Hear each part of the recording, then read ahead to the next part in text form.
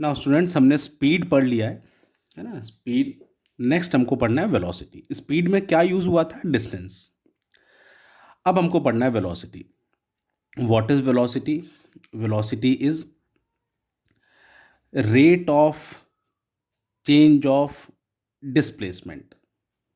Rate of change of displacement, या ये बोल सकते हैं displacement covered per unit time.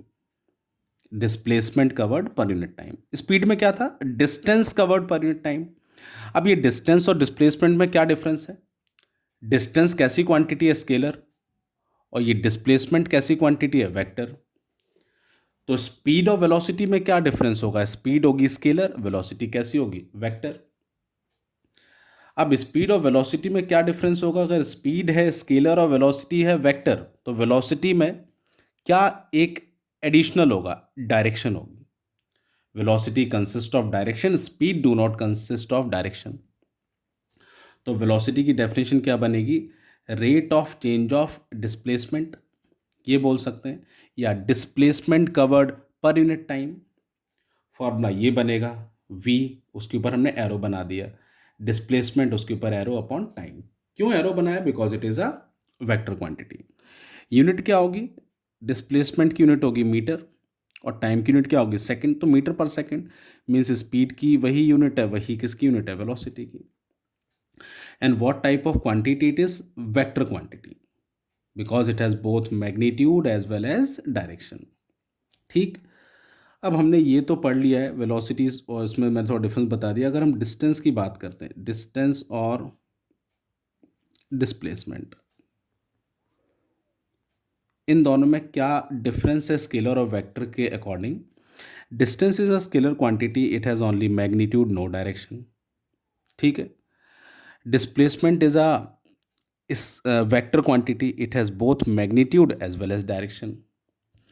तो ये स्केलर क्वांटिटी है और ये कैसी क्वांटिटी है? Vector quantity. तो अगर स्केलर को आपको वेक्टर बनाना है तो क्या ऐड करना पड़ेगा इसमें? डायरेक्शन। और वेक्टर को स्केलर बनाना है तो क्या करना पड़ेगा? Minus direction. मीन्स दोनों में डिफरेंस केवल डायरेक्शन का ही तो है। डिस्टेंस में अगर डायरेक्शन ऐड कर देते हैं तो वो क्या बन जाता है? डिस्प्लेसमेंट। तो वेलोसिटी को हम ऐसे भी बोल सकते हैं। कैसे बोल सकते हैं? डेफिनेशन उसकी, distance covered per unit time. अगर इतना बोला हमने distance covered per unit time, तब तो ये स्पीड है। लेकिन अगर ये बोला distance covered per unit time in a given direction, direction को ऐड कर दिया हमने, तो क्या बन गया? वो वेलोसिटी बन गया। Distance covered per unit time in a given direction क्या बन गया? वो वेलोसिटी। तो वेलोसिटी स्पीड में डिफरेंस यही है कि एक स्केलर क्वांटिटी है स्पीड, और एक वेक्टर क्वांटिटी है वेलोसिटी। बस बाकी सब कुछ सेम है। जैसे वहाँ चल रहा था uniform speed, uniform non uniform speed, वैसे यहाँ चलेगा। डिस्टेंस की जगह केवल डिस्प्लेसमेंट है बस, और स्केलर की जगह उसे बोलेंगे वेक्टर क्वांटिटी। वहाँ डायरेक्शन नहीं था, यहाँ डायरेक्शन ऐड हो गया। ठीक है। अब आ जाते हैं यूनिफॉर्म वेलोसिटी। जैसे वहाँ था यूनिफॉर्म स्पीड, यूनिफॉर्म वेलोसिटी का मतलब क्या होगा? If a body covers equal displacement in equal time.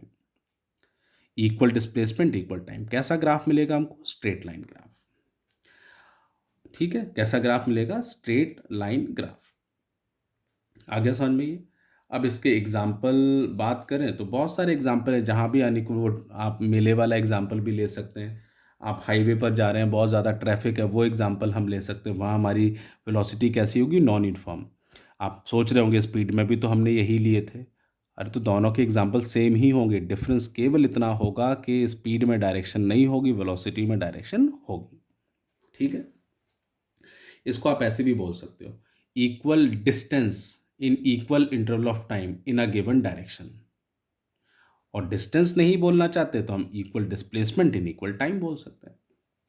ठीक है। नेक्स्ट है non uniform velocity.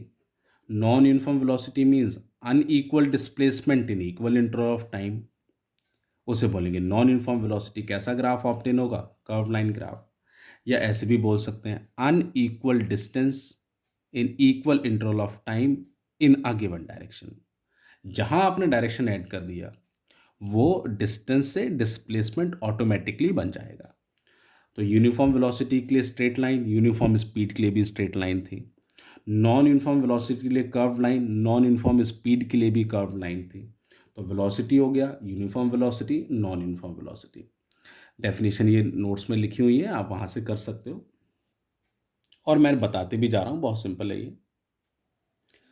Next is average velocity. हमने स्पीड में भी पढ़ा हुआ था एवरेज स्पीड, और एवरेज स्पीड का क्या फॉर्मूला पढ़ा हुआ था आपने, total distance upon total time.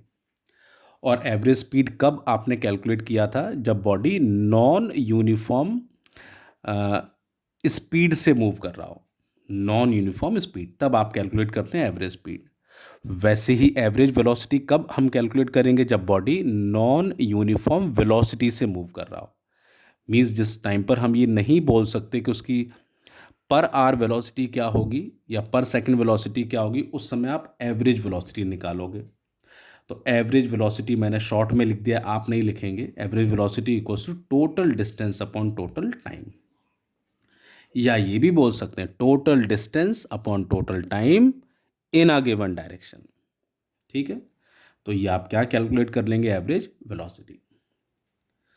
अब यहाँ एग्जांपल एक और ले रखा है, एवरेज वेलोसिटी का एक और फॉर्मूला आ जाएगा। सपोज ये पॉइंट ए है और ये पॉइंट बी, और फिर आपकी ये कार है यहाँ पर। ठीक है, ए पॉइंट पर ये आपकी कार, ए और बी के बीच में जो डिस्टेंस है वो कितना है, 100 किलोमीटर। और सपोज ए से बी जाने में आपको कितना टाइम लगता है, 5 आवर्स। ठीक है, कितना, 5 आवर्स। तो अब मुझे यहाँ से अगर निकालना है एवरेज वेलोसिटी, तो इस फॉर्मूले में रख दूंगा मैं, total displacement upon total time. Car A से बी तक आ रही है, बस इतना ही है। तो total displacement upon total time means 100 upon 5, कितना आ जाएगा, 5 टू ज़ 10, 20 किलोमीटर पर आवर। ये एवरेज वेलोसिटी। या फिर अगर ये आपको नहीं दिया हुआ है, ऐसा दे रखा है कि कोई कार है, ए से स्टार्ट हो रही है, और सपोज कार यहाँ रेस्ट में थी। अगर कार रेस्ट में है तो इनिशियल वेलोसिटी को डिनोट करते हैं यू से, स्टार्टिंग की वेलोसिटी। और कार आ जाती है बी पॉइंट पर, और बी पॉइंट पर उसकी वेलोसिटी होगी फाइनल वेलोसिटी।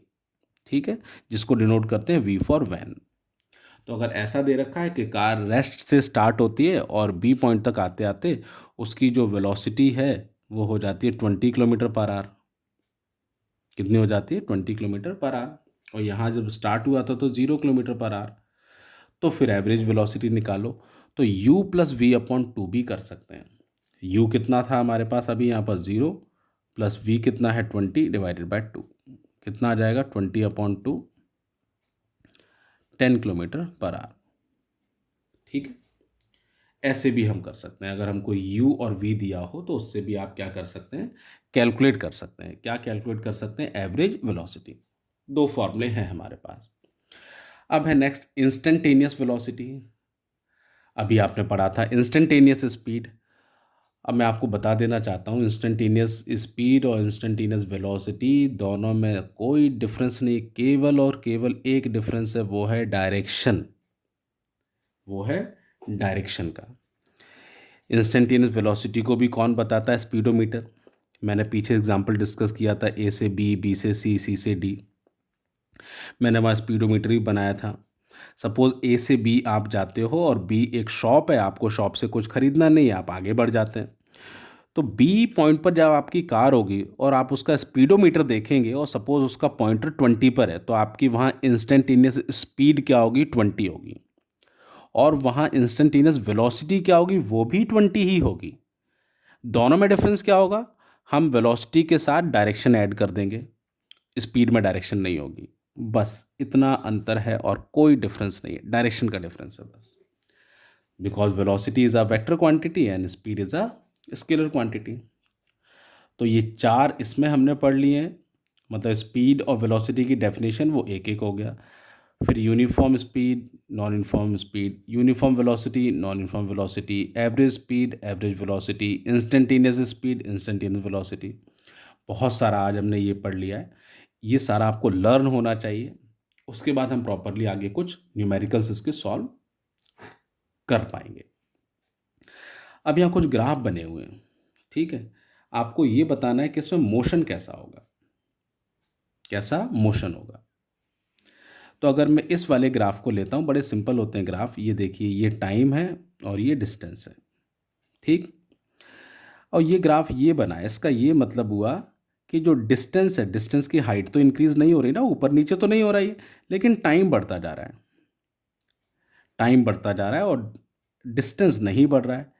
इसका मतलब सपोज कोई कार खड़ी हुई है सड़क किनारे, तो वो खड़ी हुई है 9 बजे भी वो वहाँ पर ही है, 10 बजे भी वहाँ पर ही है, 11 बजे भी वहाँ पर ही है, तो बॉडी इज एट रेस्ट।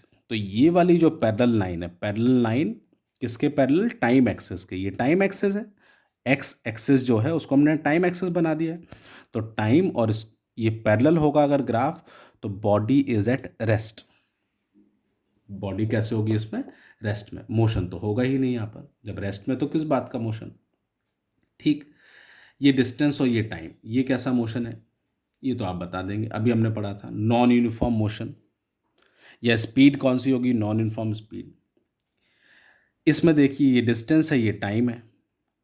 अब बोल रहे हैं टाइम तो कांस्टेंट है लेकिन डिस्टेंस बढ़ता जा रहा है। मतलब बिल्कुल वही बात है कि घड़ी में 9 बज रहे हैं, 9 ही बज रहे हैं, अभी भी 9 है, लेकिन आप डिस्टेंस बढ़ता जा रहा है आपका, ऐसे कैसे हो सकता है। तो this condition is not practically possible, third वाली, सी वाली, ठीक है।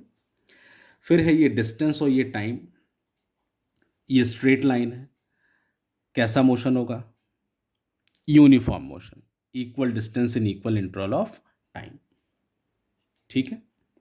ये प्रैक्टिस करिए, और ग्राफ डिस्कस करेंगे, ये जगह मैंने छोड़ दिया, हम और ग्राफ डिस्कस करेंगे इसके ऊपर।